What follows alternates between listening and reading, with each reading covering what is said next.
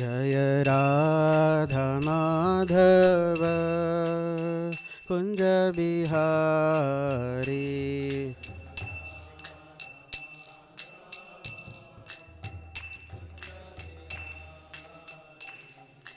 गोपी जन वल्लभ गिरिवरधारी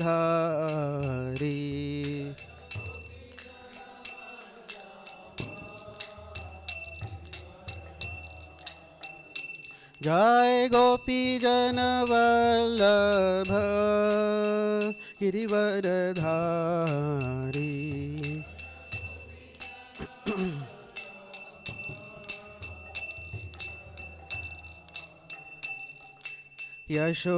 यशोदानंदन व्रज जन रंजन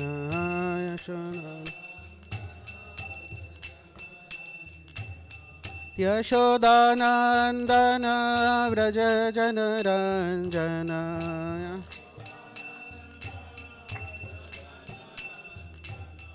यमुना तीर वनचारी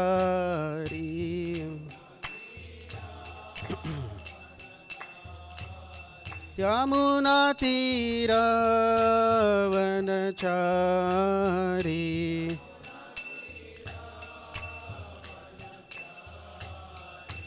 जय राधा माधव कुंज बिहारी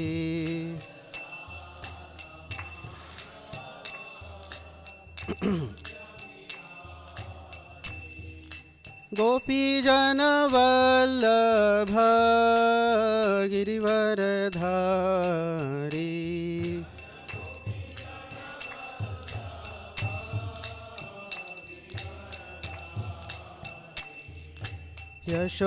यशोदानंदन व्रज जन रंजन यशोदा यमुना तीर वनचारी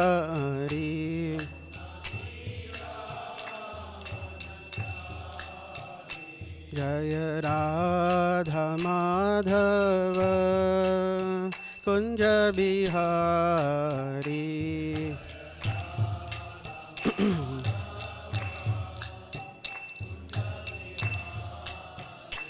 जय राधा माधव कुंज बिहारी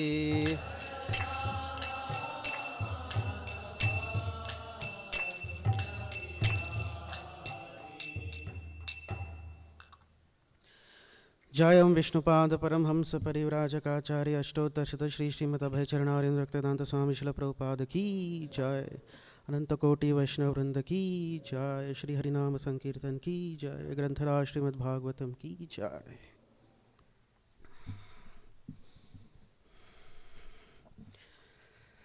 हरे कृष्णा।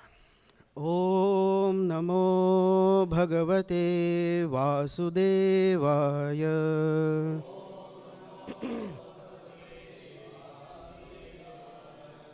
ओम नमो भगवते वासुदेवाय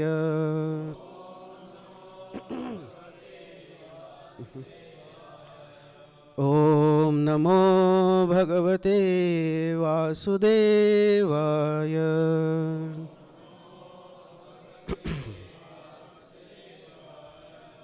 नारायणं नमस्कृत्य नरं चैव नरोत्तमं देवीं सरस्वतीं व्यासं ततो जयमुदीरयेत् नष्टप्रायेषु अभद्रेषु नित्यं भागवत सेवया भगवतीरुत्तमश्लोके भक्तिर्भवति नैष्ठिकी कृष्णाय वासुदेवाय देवकीनन्दनाय च नन्दगोपकुमाराय गोविन्दाय नमो नमः। हरे Krishna. So we are reading from Srimad Bhagavatam, Canto 7, Chapter 2, the chapter entitled Hiranyakashipu, the King of Demons. Text number 23.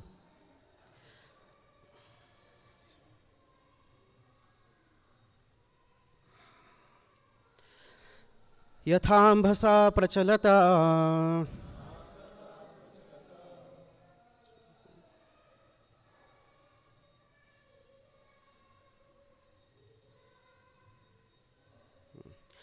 Yathambhasa prachalata Taravopi chalaiva Chakshusha bhramyamanena Drishyate chalativa bhuh Yathambhasa prachalata Taravopi chalaiva Chakshusha bhramyamanena Drishyate chalativa bhuh Yathambhasa prachalata Taravopi chalaiva Chakshusha bhramyamanena Drishyate chalativa bhuh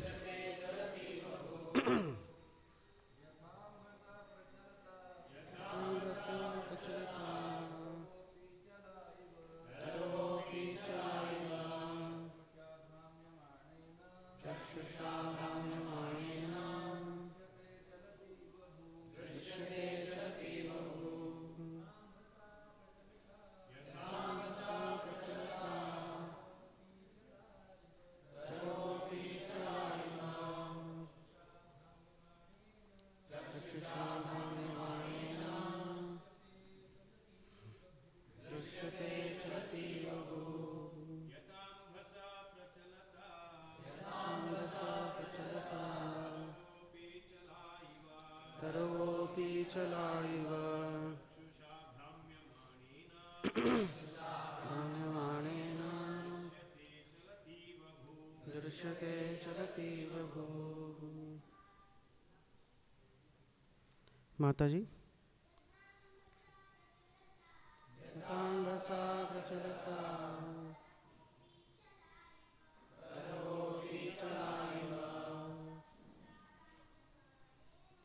Chakshusha bhramyamanena Drishyate chalativa bhuh Yathambhasa prachalata Taravopi chalaiva Chakshusha bhramyamanena Drishyate chalativa bhuh. Word-to-word translation. The translation and purport by His Divine Grace A.C. Bhaktivedanta Swami Srila Prabhupada. Jai Srila Prabhupada. Yatha, just as ambhasa, by water, prachalata, moving, taravaha, the trees, on the bank of the river, api, also, chalaha, moving, eva, as if, chakshusha, by the eye, bhramyamanena, moving, drishyate, is seen, chalati, moving, eva, as if, bhuhu, the ground. Translation. Because of the movements of the water, the trees on the bank of a river, when reflected on the water, seem to move. Similarly, when the eyes move because of some mental derangement, the land appears to move also. Purport. Sometimes, because of mental derangement, the land appears to be moving. A drunkard, for example, or a person with heart disease sometimes feels that the land is moving. Similarly, the reflections of trees in a flowing river also appear to move. These are the actions of Maya. Actually, the living entity does not move, sthanur achaloyam. The living entity does not take birth or accept death. But because of the transient, subtle and gross bodies, the living entity appears to move from one place to another or be dead and gone forever. As the great Bengali Vaishnava poet Jagadananda Pandit has said, Pishachi paile jaina mathi channa hai, maya grasta jivera hai, se bhava uday. According to this statement from Prema Vivarta, when a living entity is conditioned by material nature, he is exactly like a person haunted by a ghost. One should therefore understand the fixed position of the spirit soul and how he is carried away by the waves of material nature to different bodies and different situations under lamentation and hankering. One achieves the success of life when he understands the constitutional position of his self and is undisturbed by the conditions created by material nature. Prakrute kriyamanani gunai karmani sarvashah. Om adhyanatimirandhasya dhyananjana shalakaya chakshurunmilitam yena tasmai shri gurave namaha. Shri Chaitanya manobhishtam sthapitam yena bhutale swayam rupaha kada maiham dadati swapadantikam. Vandeham Shri Guroho Shri Yuta Padakamalam Shri Gurun Vaishnavanscha Shri Rupam Sagrajatan Sahagana Raghunathanvitam Tam Sajivam Sadvaitam Savadhutam Parijana Sahitam Krishna Chaitanya Devam Shri Radha Krishna Padan Sahagana Lalita Shri Vishakhanvitamscha Nama Om Vishnu Padaya Krishna Presthaya Bhutale Srimate Bhakti Vedanta Swami Niti Namine Namaste Saraswate Deve Gauravani Pracharine Nirvishesha Shunyavadi Paschatya Desha Tarine Namo Mahavadanyaya Krishna Prema Pradayate Krishnaya Krishna Chaitanya Namne Gauratvishe Namaha. He Krishna Karuna Sindho Deenabandho Jagatpate Gopesha Gopika Kanta Radha Kanta Namostute Tapta Kanchana Gaurangi Radhe Vrindavaneshwari Vrishabhanu Sute Devi Pranamami Hari Priye Vancha Kalpa Tarubhyascha Krupa Sindhubhya Evacha Patitanam Pavanebhyo Vaishnavebhyo Namo Namaha. Jai Shri Krishna Chaitanya Prabhu Nityananda Shri Advaita Gadadhar Shri Vasadi Gaura Bhaktarinda. Hare Krishna, Krishna Krishna, Hare Hare, Hare Rama, Rama Ram, Hare Hare.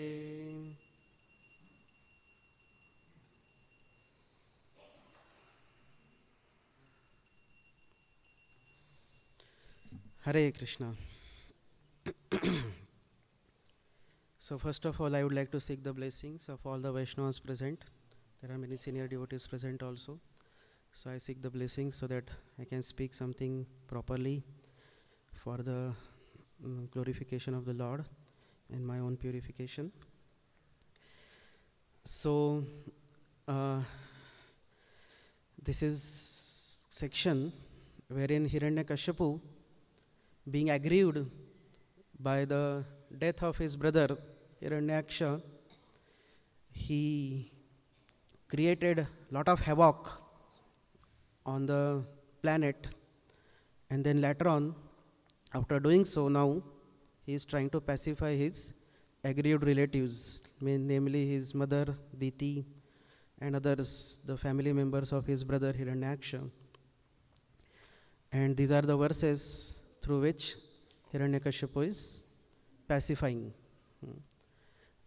his relatives. So knowledge is one of the greatest power in this world. We see that there are so many animals who are more powerful physically than even human beings, like elephants or tigers, buffaloes, lions. They're all very powerful. But still, human beings are able to control them. They are able to capture them. One of the main reason is because of this power of knowledge. So knowledge is the very great power, and it creates such a powerful force or kind of impetus to do various types of activities in any person. So this knowledge, when it is utilized properly, in a particular way, the knowledge can lead to a lot of advancement. Even we see that in this world, current times, many scientists and all that, technologicians, they have made a lot of, we may say so-called advancement only, but that's all advancement in terms of technology and buildings and so many offices and companies and processes. All these things have come on the basis of knowledge. So based on the knowledge, person can achieve a lot of things. On the other hand, when the same knowledge is misutilized, that knowledge also can lead to mass destruction. It can lead to great havoc in the society. And history, if we go down in the history, we see that this has happened. The invention of atom bombs and so many such things. They have created so much havoc in the society. So that's why the knowledge has to be utilized in a right way. And most powerful of all knowledge is the knowledge from the scriptures, the spiritual knowledge. Scriptures gives the knowledge about everything, material as well as spiritual knowledge. So the scriptural knowledge also, when it is properly utilized, when it is properly taken, it can give great prosperity and happiness for the people in this world as well as in the next world or after this life. So scriptures give us the knowledge by which one can be happy in this world as well as one can be happy after the death also. One can even attain the highest perfection of life, of going back home, back to Godhead. But when the scriptural knowledge is misutilized, that also can create very great havoc. So we see that here Hiranyakashipu, he is having so much knowledge of the scriptures, isn't it? And we see typically many demons, they have knowledge, especially in the Bhagavatam and all other scriptures. When we see, the demons are not just some kind of ignorant personalities in terms of at least knowledge. They know, the various philosophies, they know the philosophy from scriptures. But unfortunately, they misutilized it. How did Hiranyakashipu know? How did he get powers? Future it will come. How did he get powers? By doing tapasya for Lord Brahma, by worshipping Lord Brahma. How does he know about Lord Brahma and everything? Because of scriptures, isn't it? So in this way, he gained lot of powers through scriptures, but he misutilized those powers and created such a great havoc. Jai Shri Shri Radha Vrindavan Chandra Bhagavan Ki Jai. Shri Shri Gaur Nitai Bhagavan Ki Jai. So he created great havoc. Hiranyakashipu is probably the original terrorist, number one terrorist of the world. And similarly, we see Ravan also. He also had so much knowledge, but he misutilized that knowledge to harass the society and to create great havoc in the society. So once upon a time, in Jerusalem, there were Christians who were staying, and there was an attack of Muslims. And there, so all the Christians, the kingdom, they started moving the armies. And it was called as crusade. So there was a huge military from both the sides, from this side also and that side also. And there started a very huge war, very, very dangerous, very, very detrimental war, in which thousands and thousands of people from both sides got killed. What was their motivation? They were told, the Christians were told, if every Muslim you kill, you will get better place in heaven. More you kill, you'll get better and better and better place in heaven. And Muslims were also told something similar. And that was their motivating force. That we want to get better and better place in heaven. And that's how they were very spirited to kill. Even the terrorists we see nowadays also, which are there, that is one of the motivations they have. Or they are kind of so-called educated to think like that. That if we kill non-believers, non-believers means they assume that anybody of other religion, they are non-believers. So if we kill them, what we'll get? We'll get a very high position in the heaven. So during that time, it so happened that the farmers, the news spread like that there is a very Ghamasan Yuddha chal raha hai. There is, very great war happening in Jerusalem. And the news reached even in Germany. And the German farmers, they were also motivated. They said, we also want better place in heaven. So what we'll do? We'll also go to Jerusalem and we'll also participate into this war. And by killing non-believers, we'll also get better place in heaven. In this way, from Germany, they started to come to Jerusalem.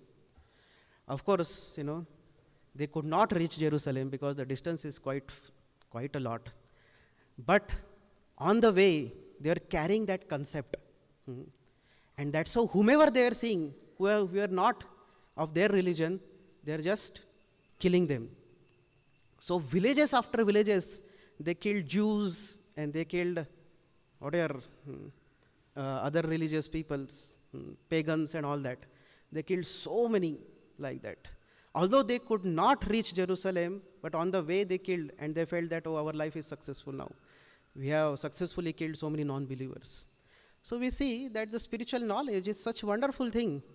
The religious scriptural knowledge is such a wonderful thing. It can give such prosperity. But when the knowledge is misinterpreted, when it is made into perversions by these mental concoctions, this knowledge, in the hands of wrongdoers, it becomes the cause of one of the greatest destructions. So we see here Hiranyakashipu, he's having so much knowledge.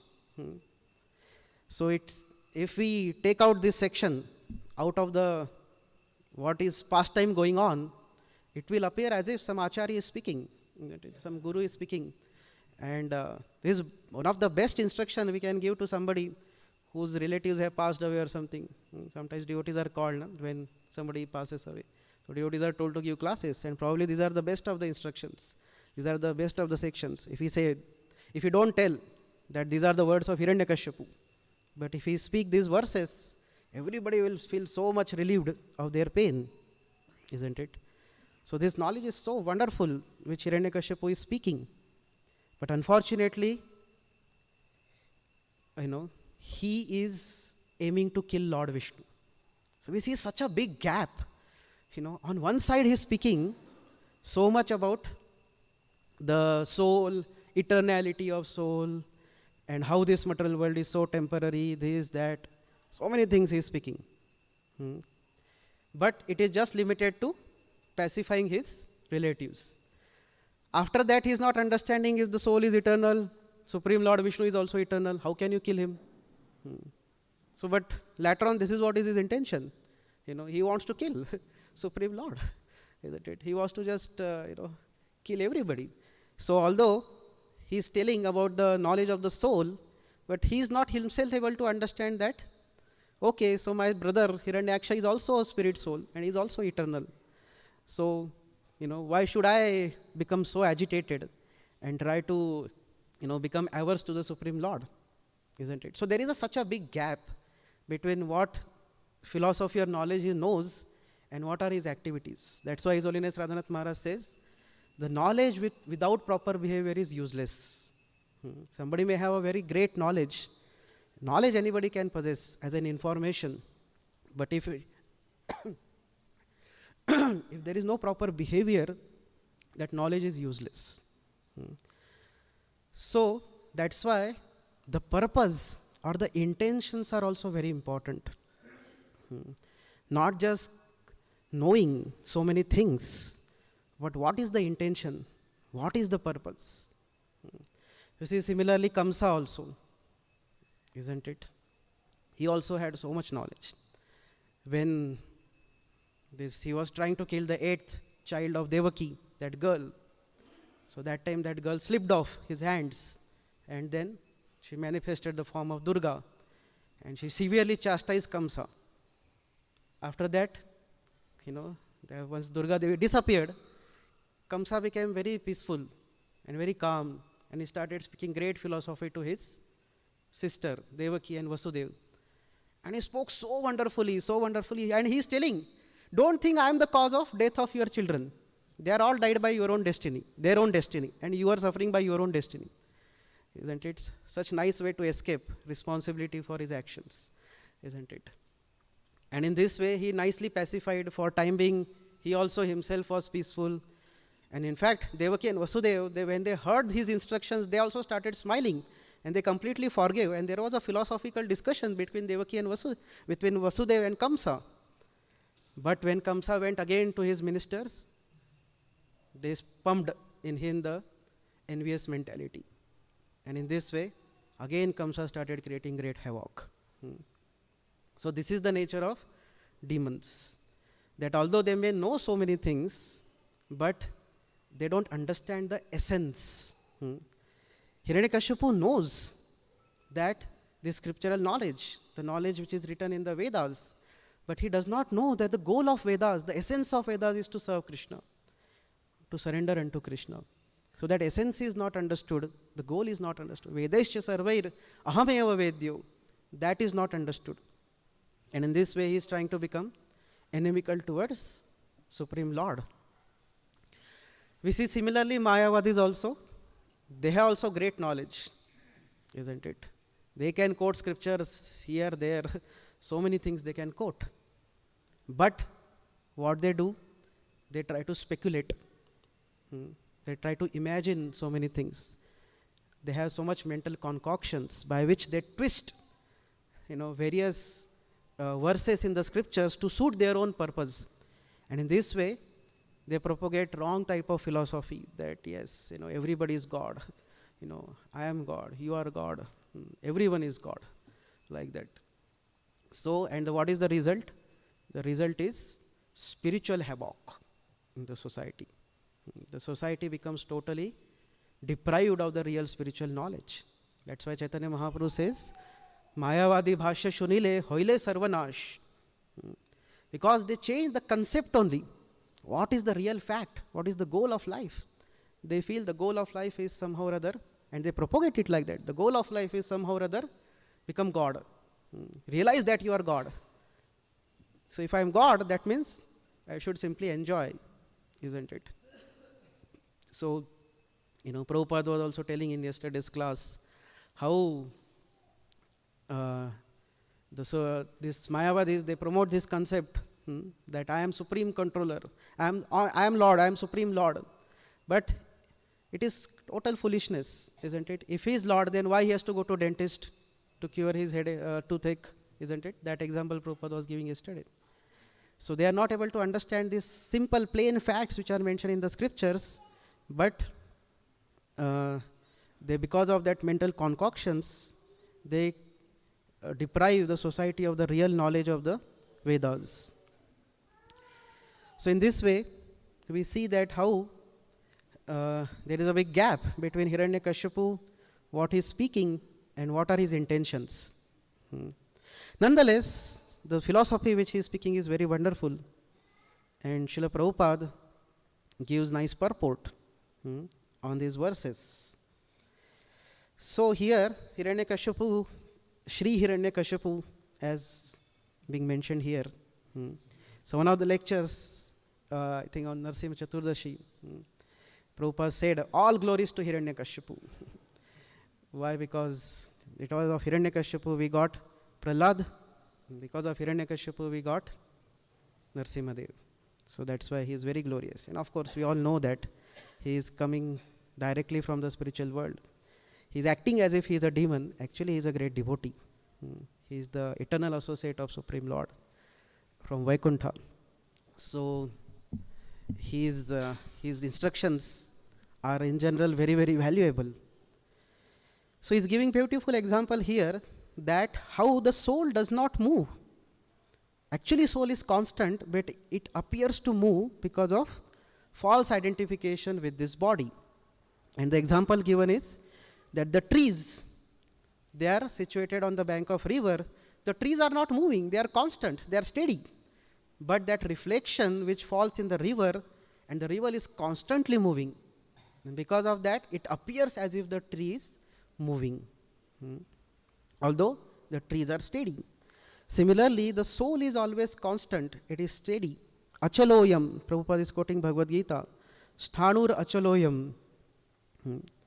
So, although the soul is constant, but the soul identifies with this material world. And what is the nature of this material world? The nature of this material world is, it is constantly under flux. It's constantly changing. The phenomenon of creation, maintenance, and destruction is going on within this material world constantly. And when the soul identifies with this material world, it also appears, or there is a kind of feeling as if the soul is also undergoing these changes. Dehi nosmi yatha dehi kaumaram yauvaram jara. The soul, it appears as if the soul has been born, and the soul has been a child, and the soul became youth, and the soul became then old. Actually, the soul is unaffected totally from all this phenomenon. It's a body who keeps on changing. But what the person says, oh, I was that child, and now I am the youth, and now tomorrow I'll be old. Many times we see old people, they keep on remembering that in our childhood we used to do like this, in our youths we used to do like that.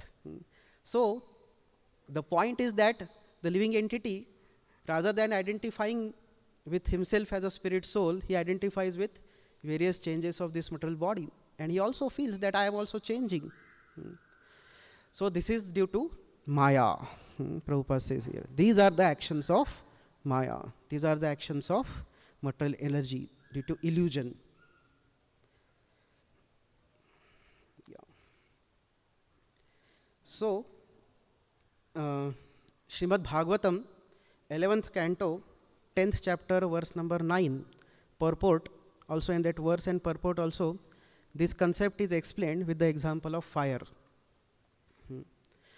So just like the fire may be present in certain objects at particular point of time, or it may be absent, but the element of fire always exists. Similarly, the souls sometimes may occupy various types of bodies, or one body or another type of body. He may leave one type of body and occupy another type of body, but the soul eternally exists. Soul is never destroyed along with the body. Na hanyate hanyamane sharire. Neither the soul is born with the birth of the body. Similarly, just as the fire is separate from the fuel it burns, similarly the soul is separate from its body. It occupies. It's completely different. Now, the presence of soul can manifest in to different degrees. Based on the covering, it can manifest to the different degrees in different objects. Just like the fire which is created by matchstick, maybe small fire. It will not be very big fire. But with that, if the fire comes to some gasoline tank or something like that, it can burst the whole gasoline tank, and it can send the flames up to the sky. The fire will be very big. But in terms of quality, the fire is the same. Whether the fire in the matchstick or fire created by that explosion of gasoline, it's the same. Similarly, the soul may be present in the body of Brahma, and he is so powerful, he is so great, and soul may manifest. It may appear as if the soul has become very great, and he is doing great activities of creation and all that, controlling the whole universe. Or the soul may be in the body of a small ant, which is so insignificant. It has not much powers. But actually the quality of the soul is same in the bodies of Brahma or in the body of an ant. There is no difference. So in this way, we can understand that the bodily changes do not affect the soul. The soul remains always constant. So as we are discussing about Kamsa, speaking philosophy to Vasudeva and Devaki, so he also gives very nice example while pacifying Vasudeva and Devaki. He says, just as from the earth, various pots, dolls and various things are created. So these earthly, these elements or these kind of objects which are created from the earth, they are created at some point of time, and after some time they are destroyed. But earth remains as it is. Earth is unaffected. Similarly, although the soul may change various types of bodies, but the soul is always eternal, eternally present. It is not destroyed because of the various types of bodies. So, purport, Srila Prabhupada gives very interesting comment that even the great Asura named Kamsa knew this philosophy of Atma Tattva. Isn't it? So even he was so qualified. Prabhupada says, so modern politicians and others, leaders, they are worse than this because they have absolutely no knowledge of Atma Tattva. They are completely in the illusion in the bodily concept of life. They take this material world and this material creation to be all in all. So they are worse than this Kamsa also. So Prabhupada mentions that just like the body undergoes 6 changes: birth, growth, maintenance, production of byproducts, dwindling, and death. These are the 6 changes which are visible within the body. But the soul does not undergo these 6 changes. The soul is always achalam, means it's always constant. But due to illusion, the soul, who is a bewildered soul by material energy, Maya, he thinks that as if he is undergoing these changes, or he is changing from one place to another, and in this way he continues in the cycle of birth and death. So Bhagavatam also mentions that as long as the bewildered spirit soul is averse to the Supreme Lord, these designations of gross and subtle bodies always cover such eternal spirit soul is always covered as long as he is averse to the Supreme Lord. This 11th canto. Srila Vishwanath Thakur also, he explains on this purport, on this verse, he also gives the purport that how the trees are different from water. Although the trees appear to be moving along with water, but trees are different from water. So trees are not actually affected by the water. So trees are totally different. Same way, Srila Vishwanath Thakur says that these subtle bodies and gross body and their projections, their qualities like lamentations and hankering, these are projected on the spirit soul. These are not the qualities of spirit soul. The spirit soul never undergoes actually any lamentation or hankering or any other types of suffering, but they are projected on the spirit soul.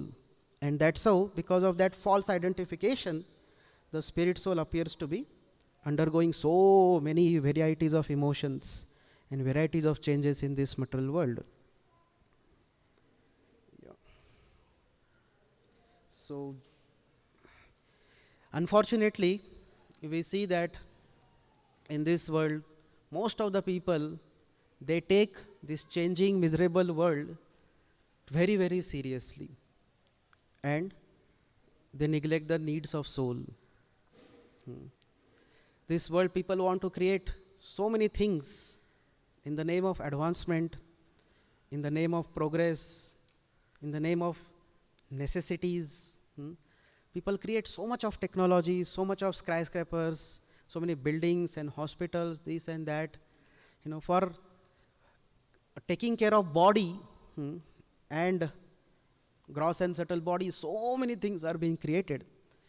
But unless and until that soul's needs are fulfilled, unless until that realization comes that I am not this body, I am spirit soul, and the actual needs of the soul, that is to render loving devotional service to the Supreme Lord, unless until this is fulfilled, none of the technological advancements, none of the great progress, which is going on in this world can actually satisfy any person.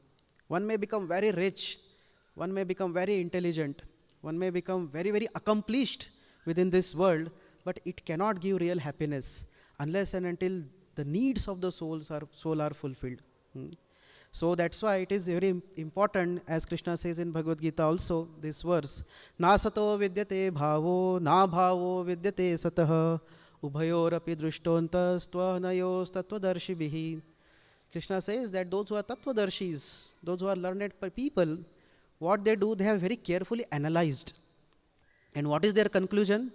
Their conclusion is those things which are material, they are never permanent. They are always going to change. But those things which are spiritual, they are going to be remaining constantly. They are going to remain with us. They are going to be permanently present. So rather than attaching oneself to the temporary things of this world, the wise person tries to attach himself to permanent. He realizes that he is permanent, his relationship with Supreme Lord is permanent. And in this way, he tries to devote his energy for something which is permanent, rather than, for something which is temporary. So,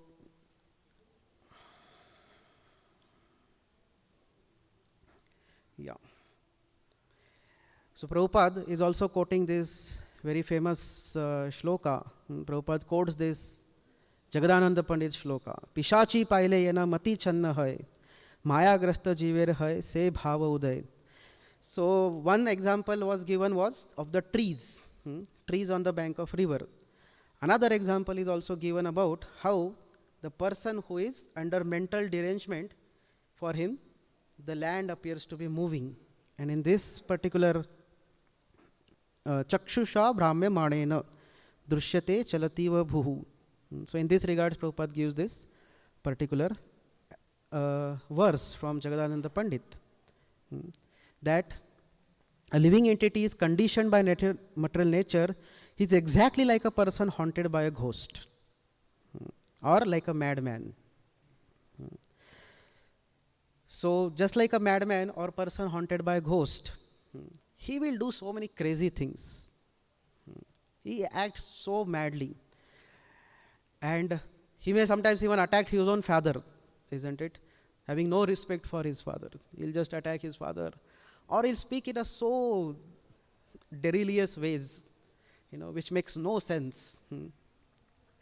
So if somebody goes to mental hospital, one will get some realization of that. How, once upon a time, I heard that one of the big ministers, prime minister, he went to one mental hospital, and the doctor was introducing the patients that, do you know who is he? He is the prime minister. One of the mental patients said, he is not prime minister, I am prime minister. Why should I salute him? He should salute me. Why should I salute him? Like that. So he is under mental derangement. He has become mad, and that's why he is thinking, I am prime minister. So same way, here Jagadananda Pandit says that under such mental derangement, the living entity thinks, I am this, I am president, I am prime minister, I am engineer, I am doctor, I am American, I am Chinese, I am Indian, I am old, I am young. So many different designations living entities assuming because of this all mental derangement. Actually, Krishna is coming and telling living entities that you are totally under the grip of material nature. Prakrute kriyamanani gunai karmani sarvashah ahankara vimudhatma kartaham iti manyate. Prabhupada is also quoting this. So living entity is thinking that he is the doer of various activities which are being done in this world. But Krishna is telling actually the living entity is completely controlled by the three modes of material nature. Material nature has a tight grip over the living entity. What does the material nature do? Material nature gives one yantra. Brahmayan sarvabhutani yantra rudhani mayaya. The living entity is riding on the yantra or a machine. And then what he does, he is moving under the direction of material nature. But he is thinking that by my own efforts I am trying to move. By my own efforts I am going here and there. By my own efforts I am doing so many various things. Whereas the activities are carried out by the three modes of material nature.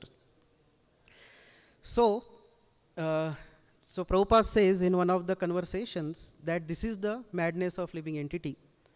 That he is thinking himself the doer. He thinks I am supreme. I am the doer. I am the enjoyer. I am the control. Whereas he is totally under the grip of material nature. What kind of control he has? So many diseases are coming. So much environment is changing. What control living entity has on that? In the world we see so many places floods are happening, or the global warming is happening. What control living entity has on this? How can he say that he is supreme? But this is the sign of kind of mental derangement, considering himself to be controller or supreme. So Prabhupada quotes one case. Once upon a time in the court, one case came of murder.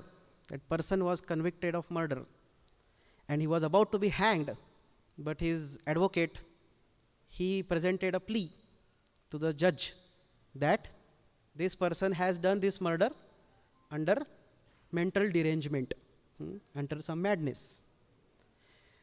So when the judge heard that, he wanted to test, he wanted to check whether it is the fact or not. So he called some civil surgeon, and then he asked, so can you analyze this person? Is he really mentally deranged, or he is a normal person?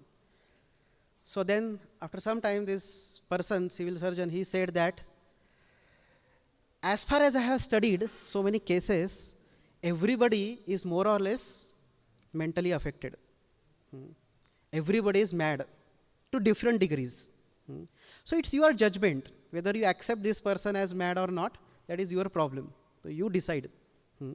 But this is my observation, that everybody is mad to some degree in this world. So this fellow also got some kind of realization, it seems, through his profession. पिशाची पाइले ये ना मति छन्न होए. तो मति छन्न हो गया बहुत हर एक का, more or less in different degrees.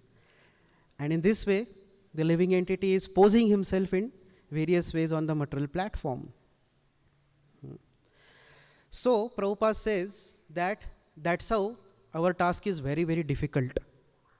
To bring a mad person to normal conditions is a very, very difficult task.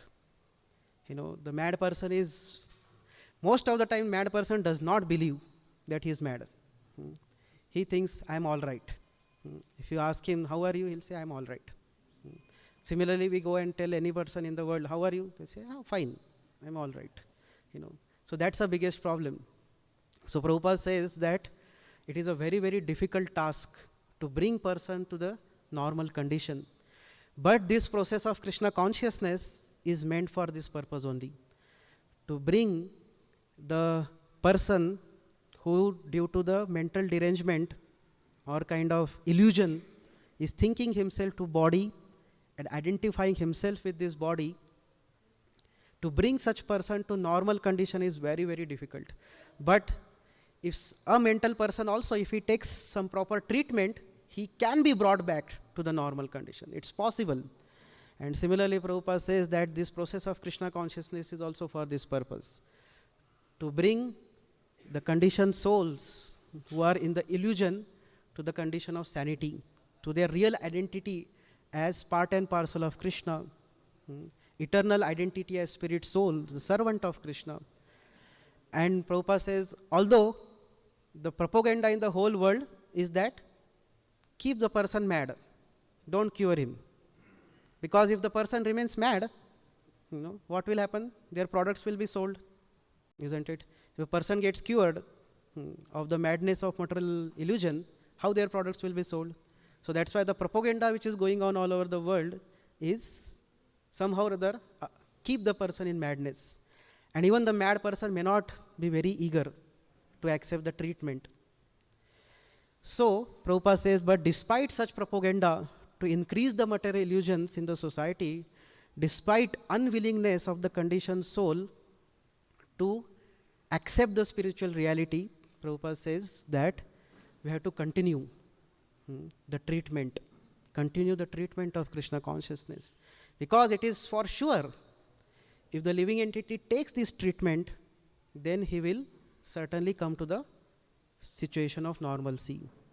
He will come to the spiritual platform and he realizes his blissful eternal relationship with Lord.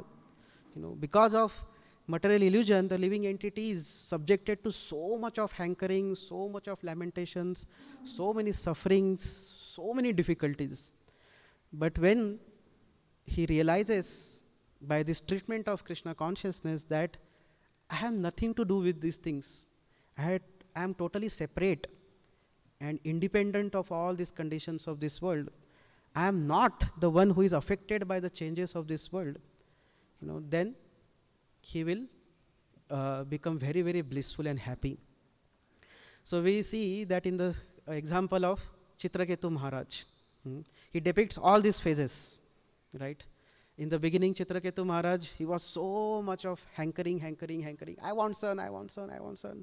Angira Muni came and wanted to enlighten him, to give him spiritual knowledge and all that. But he was totally absorbed in material concept of life. And he was desperately wanting son only.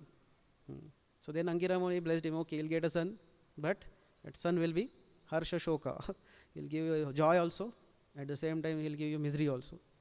And Chitraketu Maharaj was saying, okay, bad son is better than no son. So let us have a son. But then after some time, this son Harsha Shoka died. And then Chitraketu Maharaj was, immersed in the ocean of misery and lamentation. And he was crying so piteously.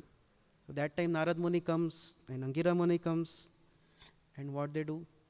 They preach to Chitraketu Maharaj. Especially, they bring his dead child back. And that child speaks this philosophy, similar philosophy, that how the soul is eternal, it is unaffected. So many different bodies the soul has taken, but the soul remains constant, and he has nothing to do with different changes of this body. And in this way, because of the hearing of such philosophy, such transcendental knowledge, the heart of Chitraketu Maharaj and of course of his wives also changes completely. And he becomes completely self-realized soul. He becomes completely devoted to the Supreme Lord. And he is traveling in the aeroplane. But now another episode happens in his life, that he happens to laugh at Lord Shiva, who was giving discourses to sages on Vairagya while keeping Parvati on the lap. And Parvati becomes offended by that. And now she curses Chitraketu Maharaj to become a demon.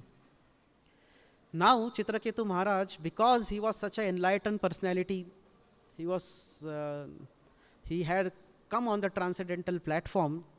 So now, although it was such a big shock for his life, he could have become, actually he could have even cursed Parvati back, or he could have refused the curse of Parvati. But because of having this transcendental knowledge, because of being completely realized of this transcendental knowledge, Chitraketu Maharaj comes and humbly bows down to Mother Parvati and accepts this curse. And although he becomes demon, his consciousness remains always fixed in Krishna. And from that verses, which Chitraketu Maharaj speaks, this such beautiful verses he speaks, from that we can understand that he is not disturbed. He is not agitated because of the change of the body, because of the change of situations in his life. He is not disturbed. He is constant, and he is continuing his devotional service to the Lord, and his attachment to Krishna is always present. So this is the solution. So Prabhupada says, one achieves the success of life when he understands the constitutional position of his self. So 11th canto, 10th chapter also, that purport, Prabhupada writes, the disciples of Prabhupada, they write the similar thing, that when the living entity understands this knowledge, through proper hearing, through enlightenment of the Vedic scriptural knowledge, he understands that I have eternal life. I am aloof from the various changes of this world, and he also understands Supreme Lord is eternal, and I have eternal relationship with the Supreme Lord, then he becomes undisturbed by the conditions created by material nature. So there in the purport, there is one nice tip is given. How one can come out of this illusion, how one can come out of this madness of material entanglement, material identification. It is possible by seeing the eternal hand of Krishna in everything which is happening in this world.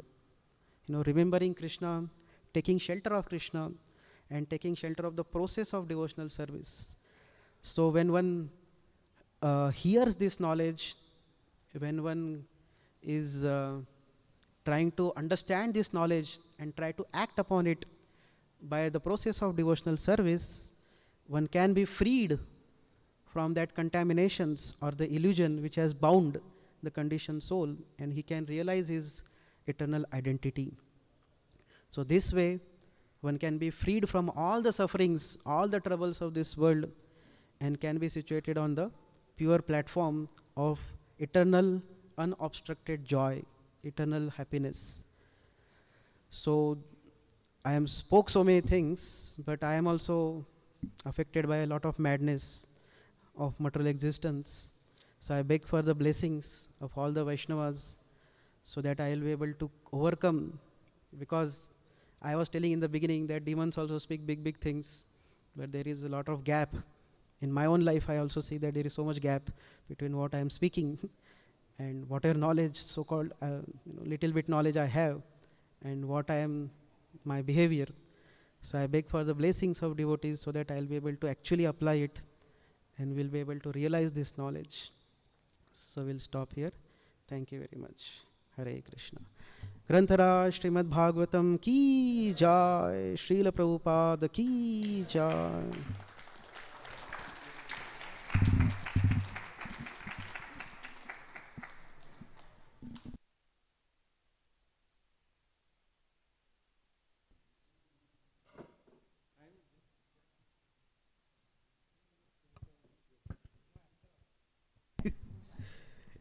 I know why I will ask. No, at least you know better than me. Okay, maybe as a I service. don't know what you are saying, but nevertheless I will express my question.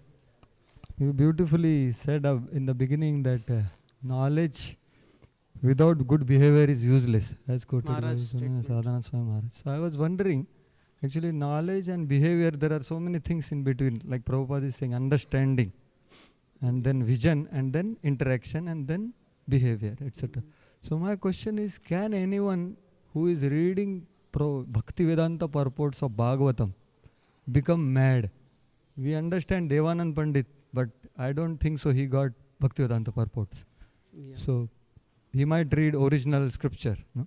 So can someone read Bhagavatam of pure devotees, and if he reads, can he become mad because of that? That is what I want to understand, because two of our great souls are telling, scrutinizingly study Prabhupada's books. No, both. Puja Radhanath Maharaj. So can someone become mad by reading Prabhupada purports? No, generally, as far as my understanding goes, little understanding, that if somebody reads with appropriate attitude and intentions to understand and to really come to the platform of real knowledge, he will not be mad. Why he'll be mad? In fact, it's a transcendental knowledge when it is received through proper submission. So, tad vidhi pranipate, pariprashnena sevaya. By this process, if somebody reads, why he'll become mad? He'll be enlightened. He'll become mad in Krishna, love of Krishna. Positive madness will come.